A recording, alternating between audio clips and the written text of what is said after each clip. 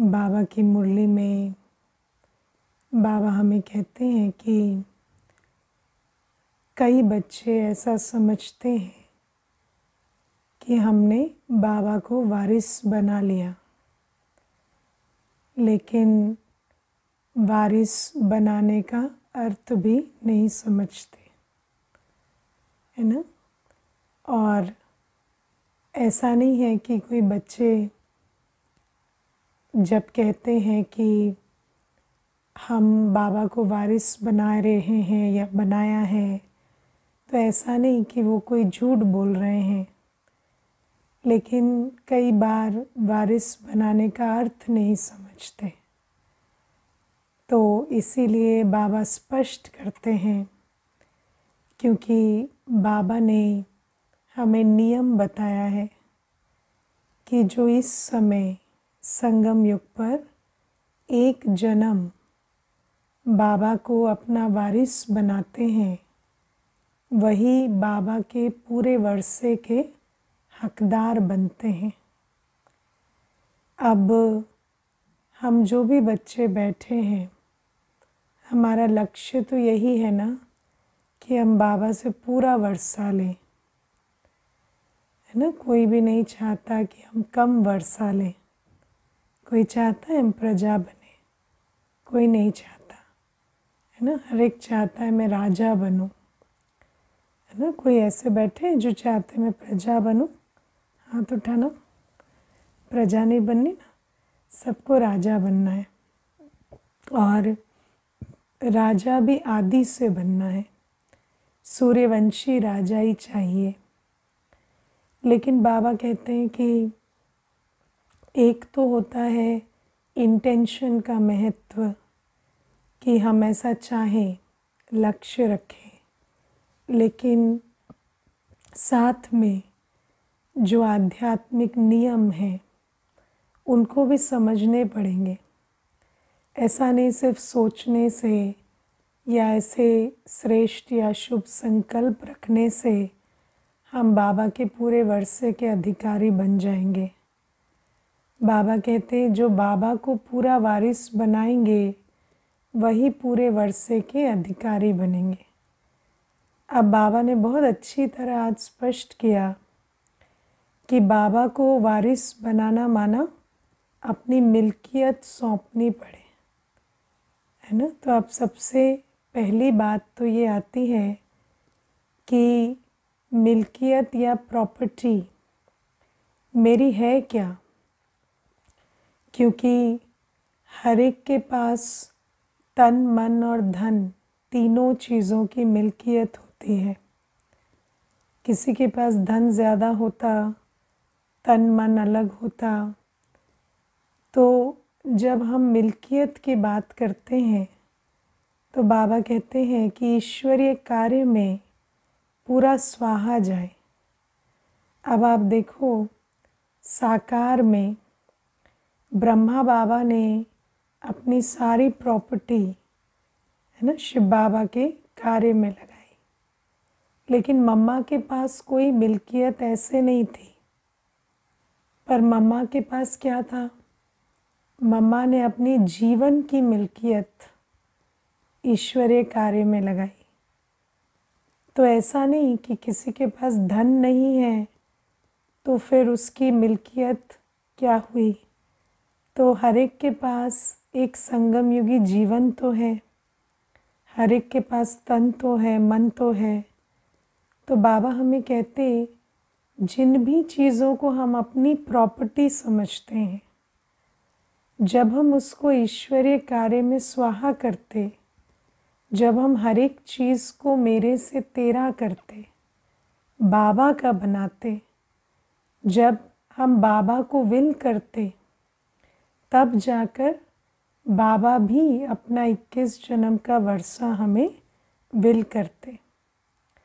अब इसमें क्या, ये क्यों ऐसा है कि जब हम अपना सर्वस्व बलिहार जाते तभी हम वर्षे के मालिक बनते? इस बात पर आज थोड़ा चिंतन चल रहा था, तो मैंने एक अव्यक्त वाणी है बाबा की जिस वाणी में बाबा ने बहुत अच्छा स्पष्ट किया कि जब हम बाबा को सब कुछ विल करते हैं ना, तो हमें बाबा विल पावर देते हैं, है ना। सब कुछ विल करने से क्या मिलती है? Will power. और आप देखो, वारिस बनने के लिए क्या चाहिए? अंत तक मायाजीत बनना पड़े, है ना। और जब हम अपना सब कुछ बाबा का नहीं बनाते, तो ज़रूर है किसी न किसी चीज़ में, किसी संबंध में, शरीर में, किसी न किसी वस्तु में, वैभव में, प्राप्ति में मैंपन, मेरापन छिपा रहेगा। और जब वो मैंपन, मेरापन छिपा रहता है, तो आज नहीं तो कल वो मैंपन, मेरापन माया का द्वार बन जाता है। और इसीलिए अंत में माया उसी द्वार से प्रवेश कर हमें पूरे वर्षे का मालिक बनने से रोक देती है।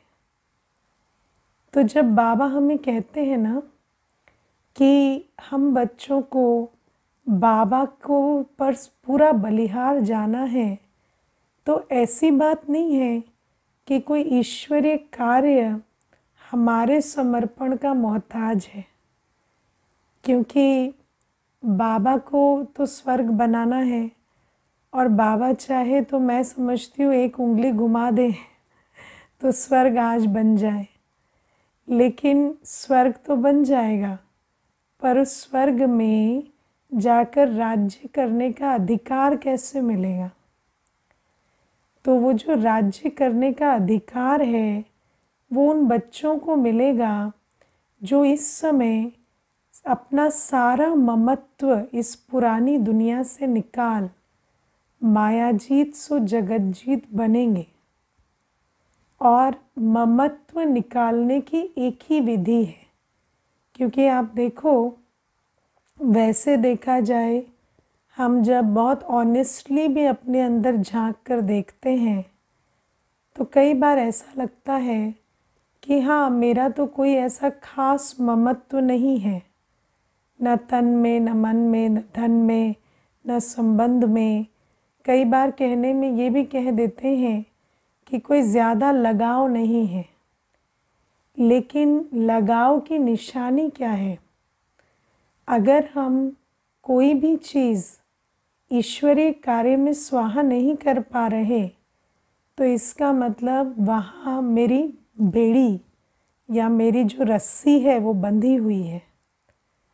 और जब तक हम ये छोटी सी विधि ना अपनाएं, तो हम किसी भी चीज़ से लगाव मुक्त नहीं हो सकते, है ना। मुझे याद है, मैं आपको अभी ये बात सुनाऊंगी तो पता नहीं आप कहेंगे दीदी ऐसे एग्जाम्पल देती हैं, लेकिन देखो, एक माता थी,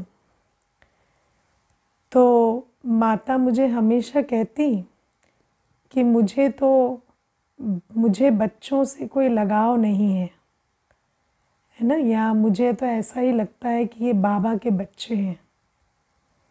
तो जो बेटा था उसको पालना भी अच्छी देती माँ, और हमेशा मुझे कहती कि मुझे तो यही है कि ये बाबा की श्रीमत पर चले और ये बाबा के रास्ते पर चले और पवित्र रहे। मुझे ऐसा नहीं है कि इसकी शादी हो या ये विकारी मार्ग में जाए। तो मैं सोचती थी कितने अच्छे संकल्प हैं माता के। तो धीरे धीरे बेटा जो है वो ज्ञान सुनने लगा। अब जब ज्ञान सुनने लगा तो एक स्टेज आई जब बेटे ने कहा, मुझे तो कुमार जीवन जीना है और मुझे मधुबन में समर्पित होना है।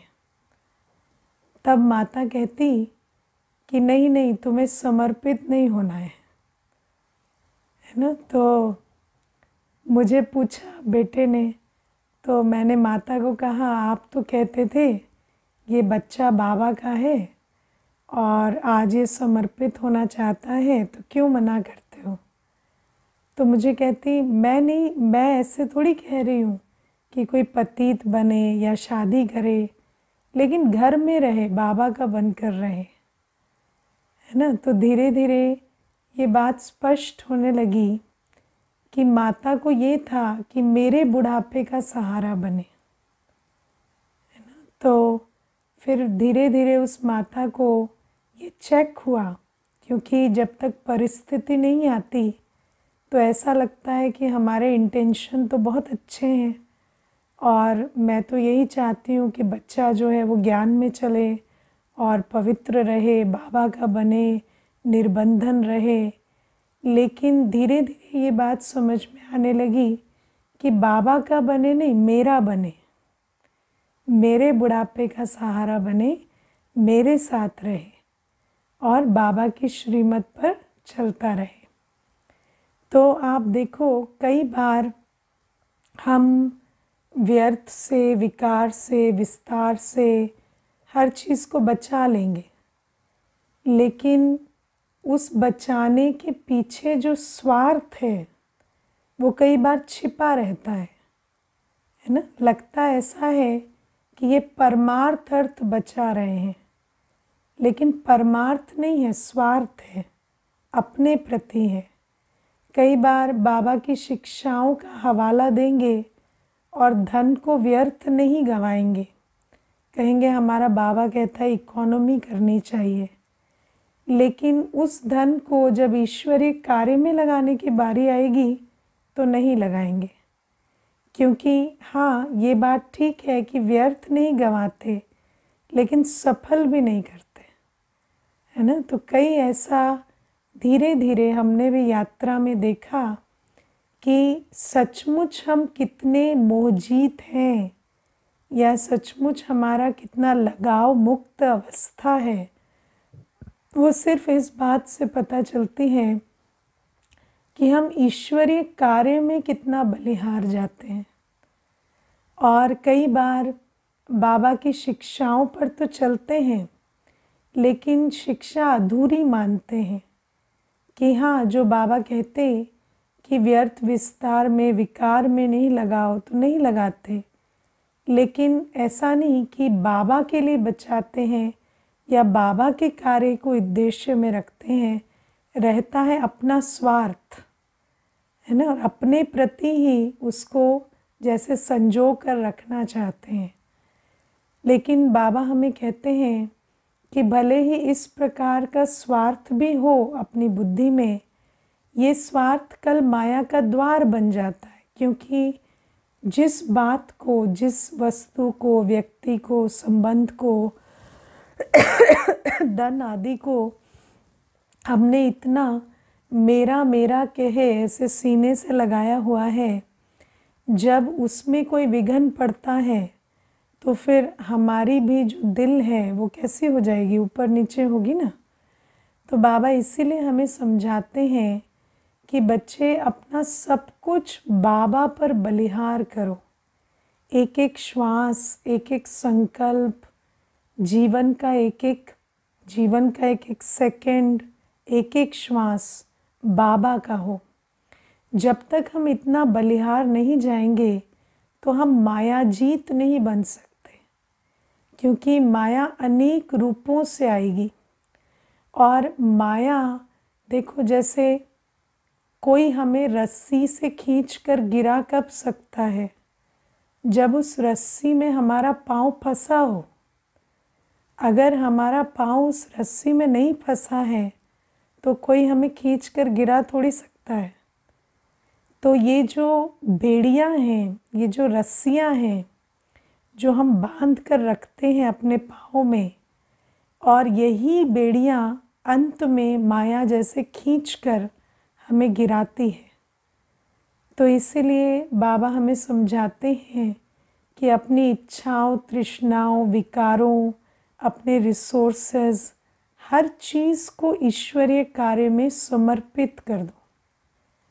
जब हम, कई बार ऐसा होता है कि प्रैक्टिकल रूप से हम नहीं कर पा रहे, कोई बंधन है, लेकिन बुद्धि से हम इतने समर्पित हों कि कल जैसे ही मौका लगे प्रैक्टिकल करने का तो हमारा संकल्प पीछे ना हटे, है ना। कई बार ऐसा भी होता है, हो सकता है आज आपको तन सेवा की इतनी अपॉर्चुनिटी ना हो या कोई और सेवा की अपॉर्चुनिटी ना हो, लेकिन अपने दिल से पूछना है कि क्या मेरा सब कुछ समर्पण है।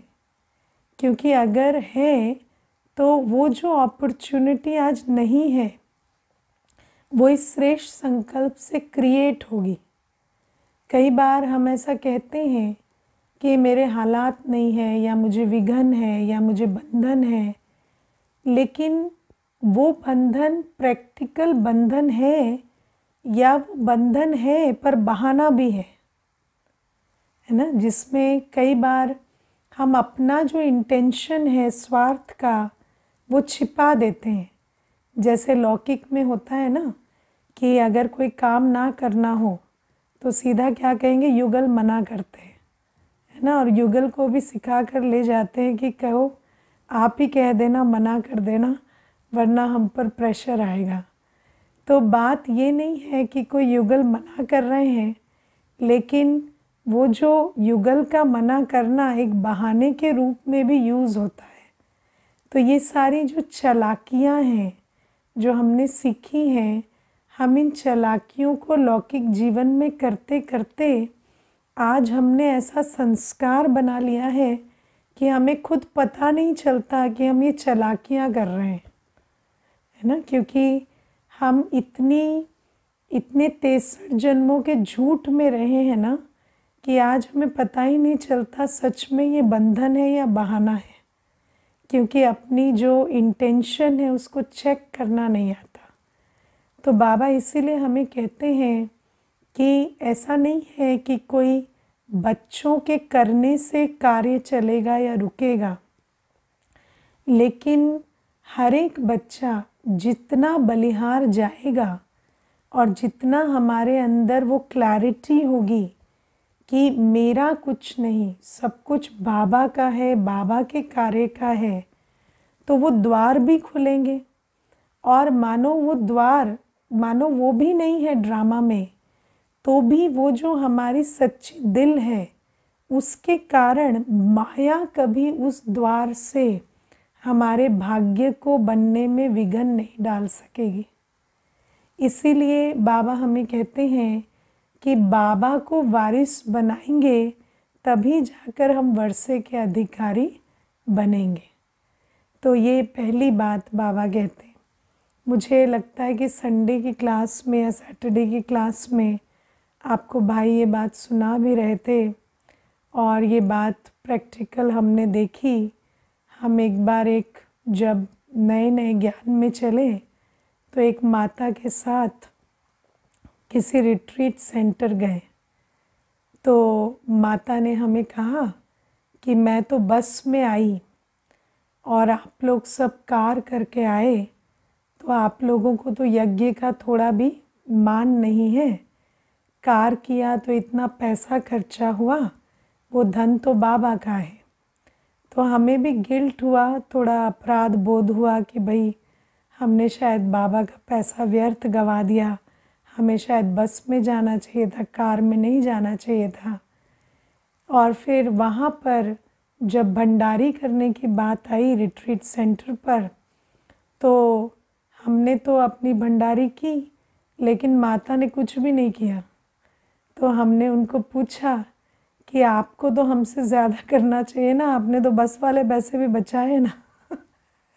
तो आप देखो कि कहने को तो माता ये कह रही है कि हमें बाबा ने इकोनॉमी का पाठ पढ़ाया है, तो हम उस धन को, है ना, बचा रहे हैं कि ईश्वरीय कार्य में लगे। लेकिन जब ईश्वरीय कार्य में लगाने की बारी आई तो माता ने क्या किया, अपने लिए बचा के रख लिया। तो बाबा हमें यही बात समझाते हैं कि हम हर एक बच्चे को ये अपने अंदर चेक करना है कि मैंने बाबा को पूरा वारिस बनाया या नहीं बनाया। क्योंकि अगर धन में इतना मोह है, तन में इतना मोह है, या संबंध में इतना मोह है, या मान लो अपने देहाभिमान में ही मोह है ना, कभी किसी वस्तु में नहीं, व्यक्ति में नहीं, लेकिन अपनी चीज़ में मेरा ओपिनियन, मेरा आइडिया, उसमें इतना अटैचमेंट है कि हम बालक सो मालिक नहीं बन पाते। हम अपने आइडिया के साथ इतना चिपक के रहते हैं। तो बाबा कहते हैं ये सारी बातें माया का द्वार बनेंगी। और आप देखो अंत में बिना विल पावर के, है ना, विल पावर किसके पास होती है? जिसको ये पक्का हो ना, जीना यहाँ मरना यहाँ, इसके सिवा जाना कहाँ, है ना, जिसके सारे द्वार बंद हो गए हो, वही अंत में बाबा का बनकर रहेगा। जिसके द्वार खुले हैं, जिसके रास्ते खुले हैं, वो निकल जाएगा। और जब तक हम सब कुछ नहीं लुटा देते ना, तब तक हमारा द्वार खुला रहता है ना। क्योंकि अगर सब कुछ अगर बलिहार नहीं किया है तो अभी भी क्या लगेगा? मानो ब्राह्मण परिवार से कोई पेपर आ गया, कोई बात आ गई, तो उसको पेपर नहीं समझेंगे। क्या समझेंगे? कि अच्छा जब किसी को चाहिए ही नहीं हम यहाँ रहें तो हम क्यों रहें, है ना, छोड़ देते हैं। तो इस प्रकार से अंत में कई प्रकार के पेपर आएंगे। बाबा कहते ब्राह्मण परिवार से भी पेपर आएंगे, तन से भी आएंगे, हर प्रकार से, प्रकृति से आएंगे। तो जब ऐसे पेपर आएंगे तो अगर हमारे पास कोई भी चारा है ना, कोई भी रास्ता खुला है, तो हम उस रास्ते को पकड़कर एस्केप करने की कोशिश करेंगे। लेकिन अगर सब कुछ बलिहार कर दिया है, कहीं जाने को कुछ है ही नहीं, तो क्या करके रहेंगे? बाबा का बन के ही रहेंगे ना। तो मुझे ऐसा लगता है कि हर बच्चे को मजबूती से ऐसे निर्णय लेने चाहिए कि अंत में प्रकृति भी मजबूर हो जाए, है ना, हम भी इतनी मजबूरी में रहें कि और कुछ है ही नहीं, ना और कुछ सोचना आता है, ना कुछ करना आता है, ना और कुछ समझना आता है, ना और कोई जीवन आती है, ना और कोई रास्ता आता है। तो अगर ऐसी अपनी स्थिति बना ले कि बाबा के सिवाय तो और कुछ है ही नहीं, क्योंकि अपना सब कुछ जब लगा ही दिया, है ना। क्योंकि अंत में व्यक्ति क्या सोचता है, जब बहुत परीक्षाएं आती हैं ना, और जब ऐसा लगता है कि अब आगे चलना बहुत मुश्किल है, तो एक ही संकल्प है जो उसे आगे बढ़ाता है। और वो ये संकल्प ये है कि अब तो सब कुछ जिसको दे दिया, अब जीवन में और कहाँ जाना है, तो यही रहना है। लेकिन अगर सब कुछ नहीं लगाया होगा और कुछ बचा कर रखा होगा, तो ऐसे होगा कि अच्छा अब ब्राह्मण जीवन छोड़कर ये वाली जीवन या वो वाली जीवन जी लेते हैं।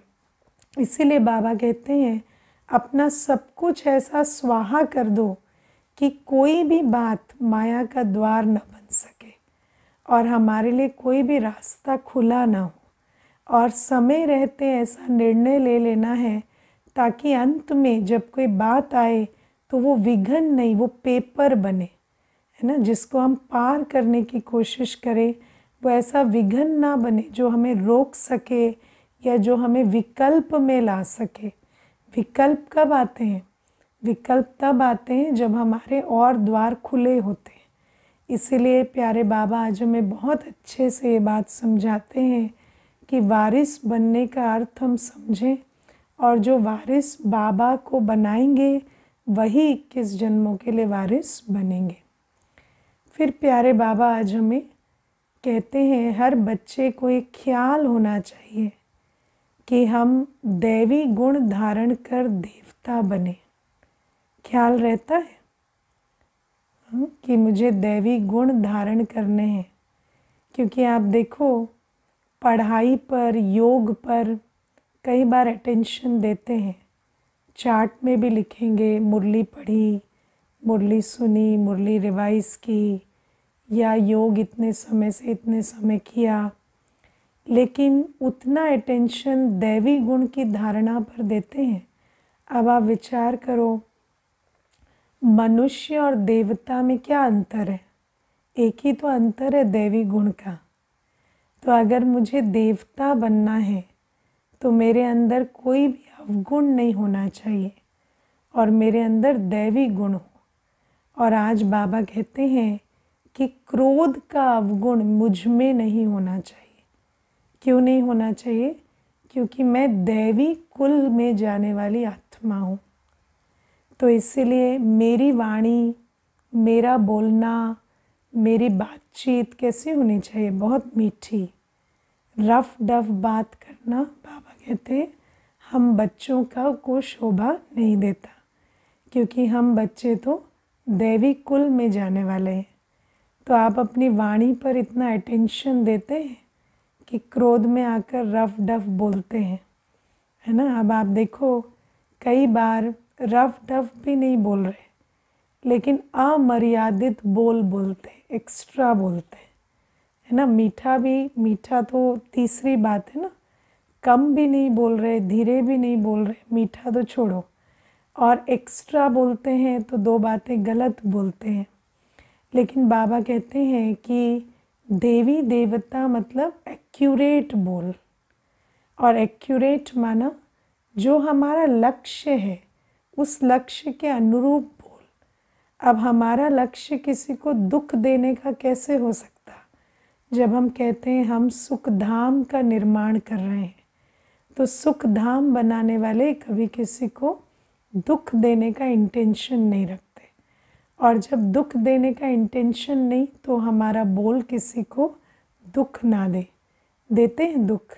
हाँ, कई बार मनुष्य ये कहता है कि मैं कोई क्रोध नहीं कर रहा, मैं तो सामने वाले का भला सोच रहा हूँ, है ना, इसीलिए उसको बार बार कहता हूँ। पर अपने आप से पूछो, आप जो सोच रहे हो और जो सोच कर जो कर रहे हो, क्या उसका वो परिणाम निकल रहा है?